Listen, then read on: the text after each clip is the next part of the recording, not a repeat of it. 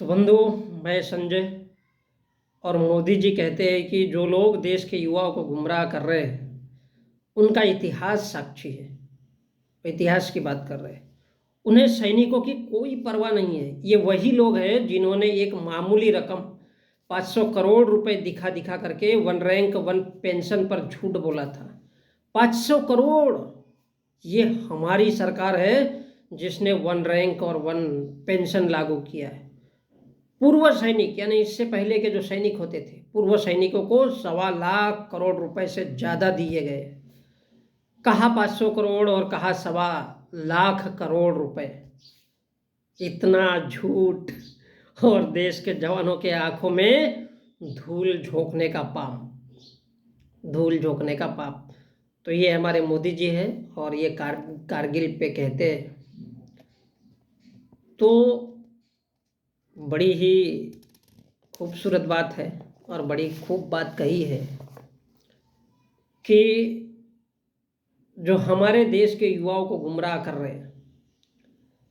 तो आइए थोड़ा विश्लेषण से चलने से पहले एक लाइन सुन लेते हैं।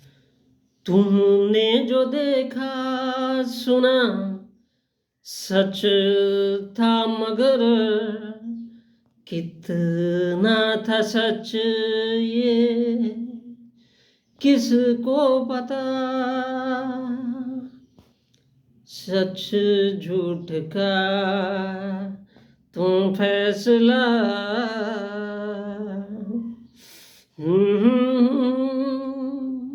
कर ना सके। आंडू पांडू बाबा कांडू हुक लांडू, आजू बाजू मुंह में पादू झींगा लाला।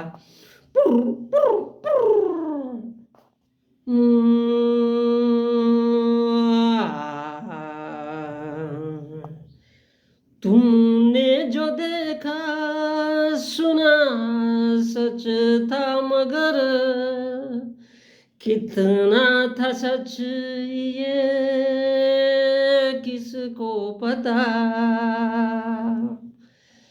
इस प्यार में झूठ सच का तुम फैसला कर ना सके।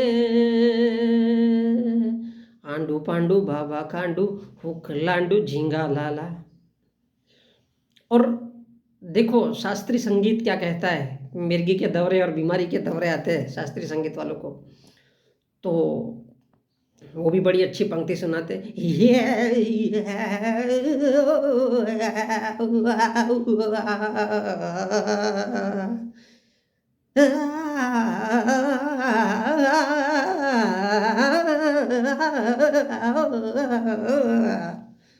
तो ये होता है बंधु शास्त्रीय संगीत। और इसको क्या क्या कहा जाता है? शास्त्रीय संगीत।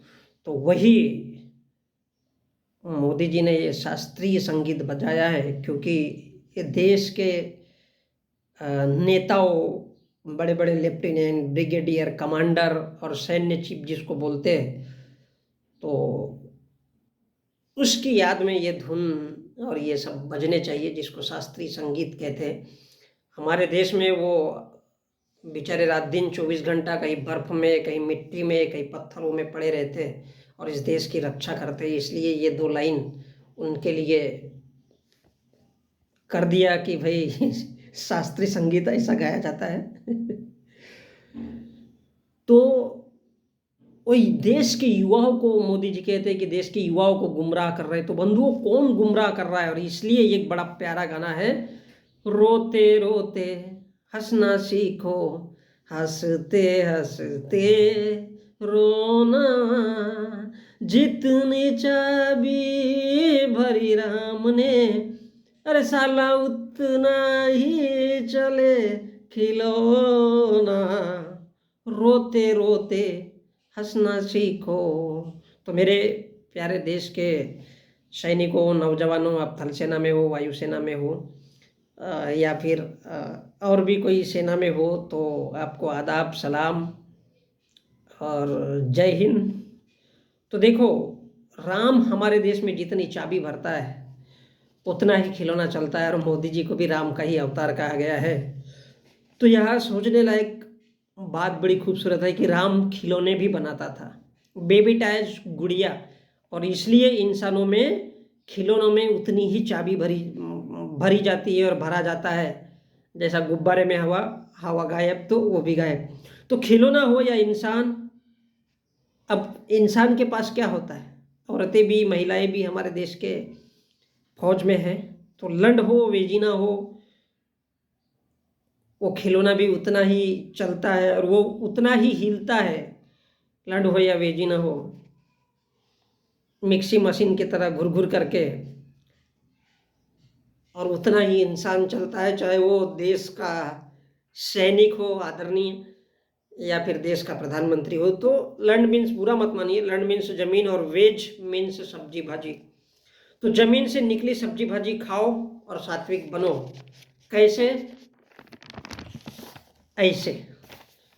हिंदू नास्तिक तो होता नहीं है, हिंदू कभी झूठ नहीं बोलता और हिंदू कभी आतंकी भी नहीं होता है, ऐसा मैं नहीं, योगी जी कहते हैं। हिंदू हिंसा भी नहीं करता है, इसलिए मोदी जी कहते हैं जो लोग देश को गुमराह करते हैं। अब यहाँ सोचने लायक बात है कि वो लोग कौन है भाई, पूर्वी पाकिस्तान से आते हैं या पश्चिम पाकिस्तान से आते हैं, या फिर इस देश के ओबीसी SC ST के हुकलंडू है साले, जिनका लंड, लंड मीन से जमीन टंगी हुई है, बांग्लादेश के पूर्वी पाकिस्तान से आते, उनको सैनिकों की सालों को कोई परवाह नहीं है, बराबर है, पाकिस्तान के काय को घंटे के लिए परवाह रहेगी। तो सैनिक है साले, बड़े बड़े भाड़े के टट्टू है, कहीं उरी का हो गया, पठानकोट का हो गया, सैनिक ही तो सैनिकों का दुश्मन है। बड़ा सैनिक, बड़ा सैनिक मतलब लेफ्टिनेंट जनरल, कमांडर। अब वो बड़ा बड़ा सैनिक ऊंचे पोस्ट पे है तो वो सब कुछ करवा के देता है। 350 किलो RDX कहाँ से आता है उसको पता नहीं चलता है। छोटा सैनिक पूछ नहीं सकता, नहीं तो बड़ा सैनिक छोटे सैनिक को मार देगा, क्योंकि सैनिक ही सैनिक का दुश्मन है। 44 सैनिक इस देश में शहीद हो गए। हंसी भी आती है और रोना भी आता है, लेकिन मजबूरी है, हंसना पड़ेगा। तो कोई सैनिक के आंख में आंसू नहीं आया, छोटे से बड़े पूरे देश के, ये क्या उखाड़ लेंगे। देखो हमारे नेताओं की सोच देखो कि ये साला क्या उखाड़ लेंगे। सैनिक होते क्या है साले, झाड़ बराबरी की नौकरी करने वाले, 1500 रुपये का कफन पहनने वाले, और इसलिए साला एक हाथ से पैसा दो तो उधर 44 जवान शहीद करवाए जाते हैं, उधर पैसों के लिए सर्जिकल स्ट्राइक करवा के देते हैं। साले बिकाऊ फौजी, बड़ा फौजी पैसा लेकर के छोटे फौजियों को मरवा देता है। खन खन खन के झनकार, ये दुनिया है काला बाजार, ये पैसा बोलता है, ये पैसा बोलता है। और यही पैसा कमाने के लिए मैं भी बोलता हूँ, वरना मेरे बाप का क्या जाता है, मेरे बाप का क्या जाता है यार। तो बंधुओं, ये वही लोग हैं जो 500 करोड़ रुपए 10 सालों में इस देश के सैनिकों को दिए। जल सेना, थल सेना, वायु सेना, तीनों को मिला करके, फिर भी सालों की आवाज नहीं निकल सकती, क्योंकि उच्च पदों पर बैठे हुए लोग उच्च जाति वाले हैं। खा पी करके पैसा लेकर के, पैसों लेकर के टन्न रहते हैं। मरता कौन है?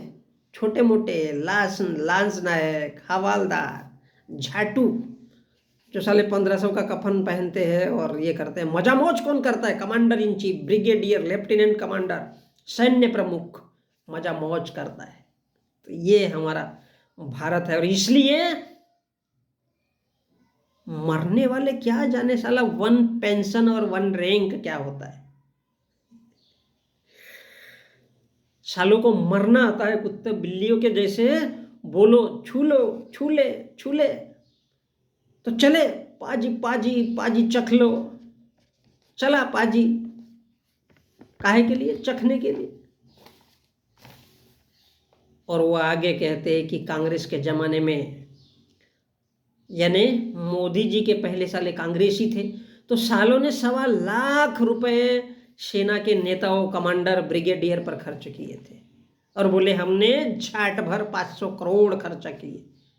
और इतना बड़ा झूठ बोल भी रहे इस देश के लोगों के सामने, उनकी आंखों के सामने झूठ बोलने का पाप भी कर रहे, लेकिन साहस भी कर रहे, इतनी ताकत भी है और सबके सामने बोल रहे। ज्यादा से ज्यादा क्या उखाड़ लेंगे देश के सैनिक? भाई मोदी जी है भैया और योगी जी है, इधर महाराष्ट्र में देवेंद्र फडणवीस है। जो भी बोलते हैं डंके की चोट पे बोलते हैं और करते भी है। थल सेना, जल सेना, वायु सेना, सबको मिला करके सालों को पूरे के पूरे 10-12 सालों में खाली 500 करोड़ दिए, किसी की आवाज नहीं आई। हम क्यों सेना की परवाह करें? अरे हम तो आरएसएस के सिपाही है, बैच बिल्लों पर भी भगवा रंग जमाते हैं। मरते रहे, कटते रहे, हमको क्या फर्क पड़ता है? क्यों फर्क नहीं पड़ता? क्योंकि जय हो, जय हो सामियाने के तले। और इसलिए मोदी जैसों को हिम्मत वाला प्रधानमंत्री कहते हैं। और इसलिए तो कहते 56 इंच का सीना चाहिए।